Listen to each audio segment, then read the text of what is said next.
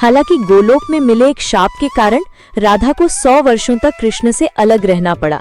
इस शाप के कारण राधा का एक छाया रूप यानी छाया राधा बरसाना में रहा और वे अयान नामक व्यक्ति से विवाहबद्ध हुईं। लेकिन वास्तविक राधा, जो श्री कृष्ण की शाश्वत संगिनी थी, वे वृंदावन में कृष्ण के साथ थीं। ये छाया रूप और वास्तविक स्वरूप की कहानी राधा कृष्ण के प्रेम की गहराई को और भी महत्वपूर्ण बनाती है।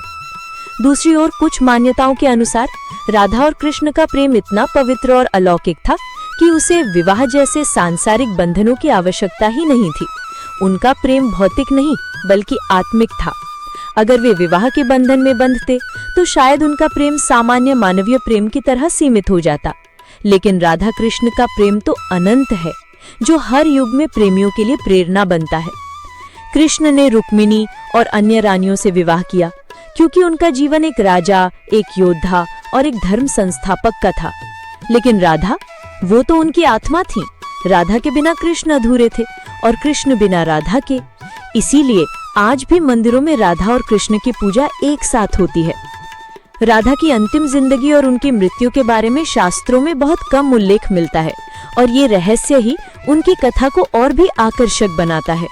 गर्ग संहिता और ब्रह्म वैवर्त पुराण के अनुसार जब श्री कृष्ण वृंदावन छोड़कर मथुरा फिर द्वारिका गए तो राधा अपने छाया रूप में बरसाना में रहीं, लेकिन उनकी वास्तविक आत्मा हमेशा कृष्ण के साथ थी।